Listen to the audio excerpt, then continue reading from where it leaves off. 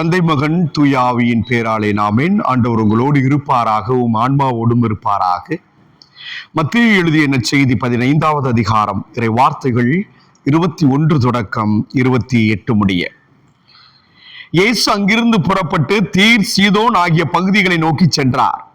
அவற்றின் எல்லை பகுதியில் வாழ்ந்து வந்த கனானிய பெண் ஒருவர் அவரிடம் வந்து, ஐயா, தாவீதின் மகனே, எனக்கு இரங்கும், என் மகள் பேய் பிடித்து கொடுமைக்குள்ளாகி இருக்கிறாள் என கதறினார். ஆனால் இயேசு அவரிடம் ஒரு வார்த்தை கூட மறுமொழியாக சொல்லவில்லை. சீடர்கள் அவரை அணுகி, நமக்கு பின்னால் கத்திக்கொண்டே வருகிறாரே, இவரை அனுப்பிவிடும் என வேண்டினர். அவரோ மறுமொழியாக, இஸ்ராயல் குலத்தாருள் காணாமல் போன ஆடுகளாய் இருப்போரிடமே நான் அனுப்பப்பட்டேன் என்றார். ஆனால் அப்பெண் அவர் முன் வந்து பணிந்து, ஐயா, எனக்கு உதவியருளும் என்றார். அவர் மறுமொழியாக, பிள்ளைகளுக்குரிய உணவை எடுத்து நாய்க்குட்டிகளுக்கு போடுவது முறை அல்ல என்றார். உடனே அப்பெண், ஆம் ஐயா, ஆனாலும் தங்கள் உரிமையாளரின் மேசையிலிருந்து விழும் சிறு துண்டுகளை நாய்க்குட்டிகள் தின்னுமே என்றார். இயேசு மறுமொழியாக, அம்மா, உமது நம்பிக்கை பெரிது, நீர் விரும்பியவாறே உமக்கு நிகழட்டும் என்று அவரிடம் கூறினார். அந்நேரம் அவர் மகளின் பிணி நீங்கியது. இது ஆண்டவரின் அருள்வாக்கு. கிறிஸ்துவே உமக்கு புகழ். கிறிஸ்து இயேசுவில் அன்பானவர்களே, ஆண்டின் பொது காலத்தின் 20வது ஞாயிறிலே அடியெடுத்து வைக்கிறோம். இந்த 20வது ஞாயிறு நம்மை எதற்கு அழைக்கிறது? முதல் வாசகம் நீதியை நிலைநாட்டவும் நேர்மையை கடைபிடிக்கவும் வாழ்வில் வருகின்றவற்றை இறைவனின் அண்டி செல்லவும் வெற்றி விரைவில் நமக்கு கிடைக்கும். எப்பொழுது நீதியை நிலைநாட்டி நேர்மையை கடைபிடித்து வாழுகின்றோமோ அப்போது நம் வாழ்விலே விரைவிலே வெற்றி வரும் என்று மீகா மிக அற்புதமாக சொல்லுகிறார். இன்றைய ஏசாயா புத்தகத்தின் ஒரு பகுதி மீகாவில் வாசிக்கப்படுகின்ற இந்த வசனத்தோடு உத்து செல்லுகிறது. மீகா 6:8 பார்ப்போம். ஆண்டவர் நம்மிடம் விரும்புவது என்ன? நேர்மை, நீதி, தாழ்ச்சி. இவற்றைத்தான் இறைவன் விரும்புகிறார். இதைத்தான் இன்றைய முதல் வாசகமும் பதிவு செய்கிறது. இந்த நீதி, நேர்மை, அன்பை தான் இன்றைய நற்செய்தி வாசகத்திலும் நாம் பார்க்க முடியும்.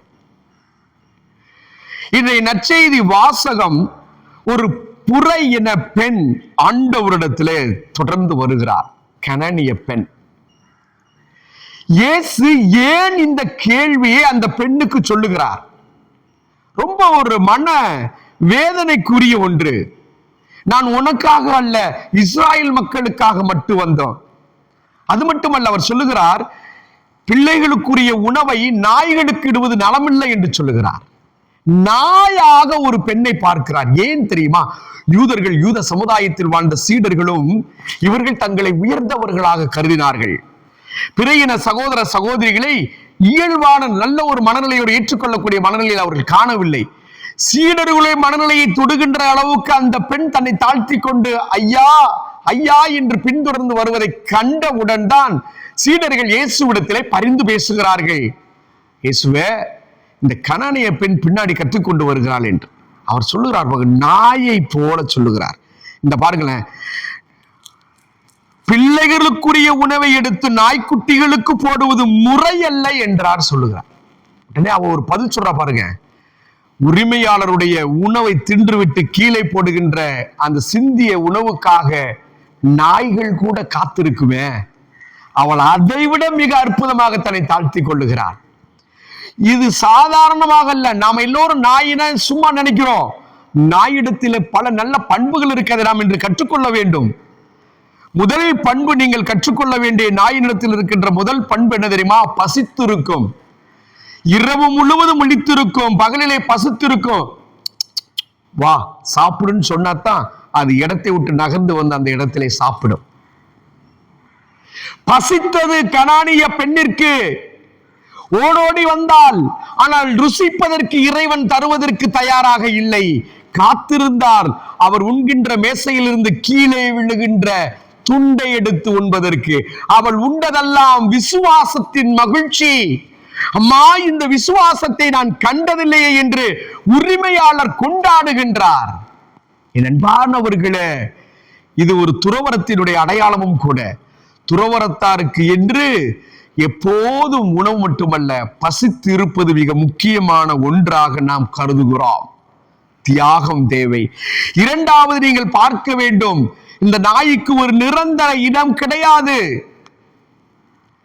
அது எங்கே குளிர்ச்சியாக, எங்கே காற்றடிக்குதோ அதற்கு நேர் முகத்தை வைத்துக் கொண்டு தூங்கிவிடும். இன்று இங்கு இருக்கும், நாளை கொஞ்ச நேரம் கழிச்சு தெருவோட அடுத்த முறையில் நிற்கும்.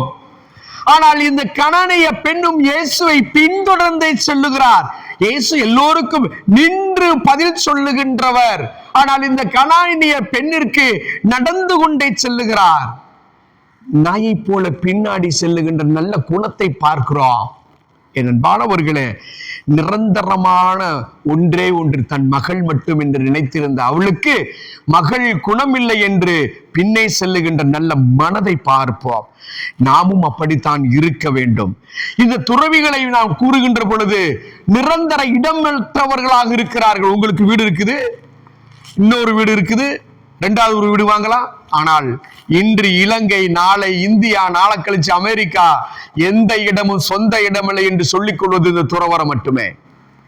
இனியவர்களே, இந்த குணம் எல்லோருக்கும் வேண்டும்.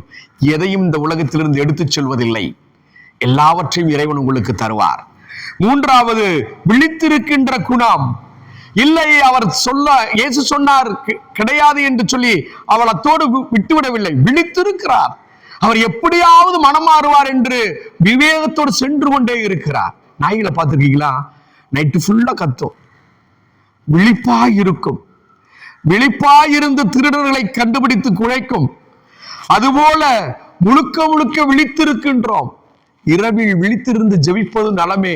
துறவிகள் இரவில் தனிமையில் இறைவனை தேடுவார்கள். ஏன்? இயேசுவும் கூட பல நேரங்களில் இரவில் விழித்திருந்து ஜெபிக்கிறார். என் அன்பிற்கினியவர்களே, அடுத்து நீங்கள் பார்க்க வேண்டும், தங்கள் சொந்தம் கொள்ளும் பொருள் என்று எதையும் யாரும் வைத்திருப்பதில்லை.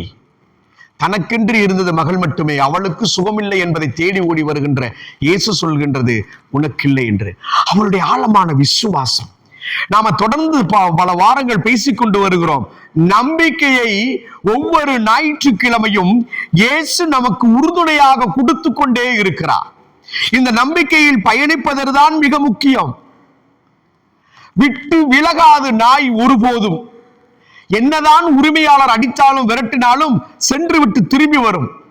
அதுபோல தூ சீ போ என்று அந்த பெண்ணை கண்டுகொள்ளாமல் போனாலும் அவள் தொடர்ந்து வருகின்ற மனதை நீங்கள் பார்க்க வேண்டும். இயேசுவிடத்துல நாமும் அப்படித்தான் செல்ல வேண்டும், தொடர்ந்து செல்ல வேண்டும். சில வேளைகளில் நாம் வேண்டுவது கிடைப்பதில்லை, நான் விரும்புவது கிடைப்பதில்லை. இருந்தாலும் அவரது மேசையில் இருந்து விழுகின்ற சிறுதுண்டு போல அவர் வாயிலிருந்து வருகின்ற நம்பிக்கைக்குரிய, சுகம் தரக்கூடிய, நலம் தரக்கூடிய, வளம் தரக்கூடிய, வாழ்வு தரக்கூடிய வார்த்தைக்காய் நாம் ஏங்கி காத்திருக்கின்ற பொழுது அது நமக்கு கிடைக்கும்.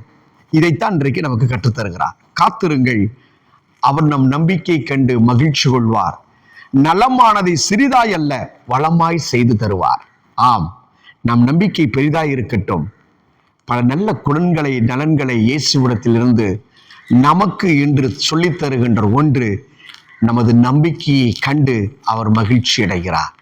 இந்த கனானிய பெண்ணினுடைய நம்பிக்கையை கண்டு, அம்மா உன் நம்பிக்கை, உன் விசுவாசம் பெரிது என்கிறார். ஆம், உங்களது என்னுடைய விசுவாசம் பெரிதாய் இருக்கட்டும். வருகின்ற காலங்களில் கடவுள் பெரிதான, வளமான, அருமையான நல்ல வாழ்வின் காரியங்களை உங்களுக்கு தருவார். ஆமேன்.